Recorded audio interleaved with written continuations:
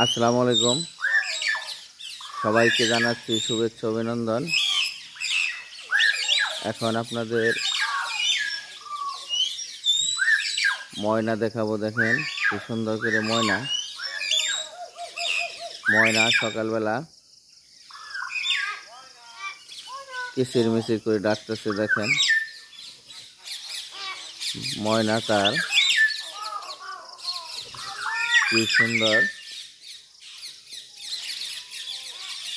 ভাষা আদান প্রদান করতেছে একজন আরেকজনে। দেখতে অসাধারণ লাগতেছে। দেখেন কি সুন্দর মনোমুগ্ধকর একটা ময়নার ডাক। আপনারা লক্ষ্য করে দেখেন, ময়না আমাদের বাংলাদেশি পাতি ময়না কি সুন্দর করে তার মনের ভাব প্রকাশ করতেছে। দেখতে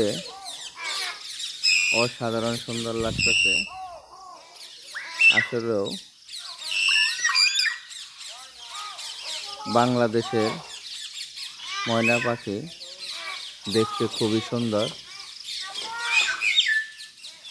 পাতি ময়না মাঝারি আকৃতির কালো বর্ণের পাখি, পালকহীন চামড়া এবং চোখের নিচে মাথার পাশে পেছনে মাংসাল উৎপাঙ্গ থাকে। ওড়ার সময় ডানার সাদা পটি স্পষ্ট দেখা যায়, এমনকি এমনিতে বসে থাকলেও ডানা দিয়ে তা ঢাকা থাকে। চোখে কালচে বাদামি, ঠোঁট শক্ত ও হলুদ। দেহের দৈর্ঘ্য কম 29 সেন্টিমিটার থেকে ডানার দৈর্ঘ্য 17 সেন্টিমিটার, ঠোঁট ও 3 সেন্টিমিটার, লেজ 8 সেন্টিমিটার, ওজন 210 গ্রাম হয়ে থাকে। এরা যে সমস্ত খাবার খায়: কলা, পেঁপে, আনারস, কমলা, বটের মূল, বটের ফল।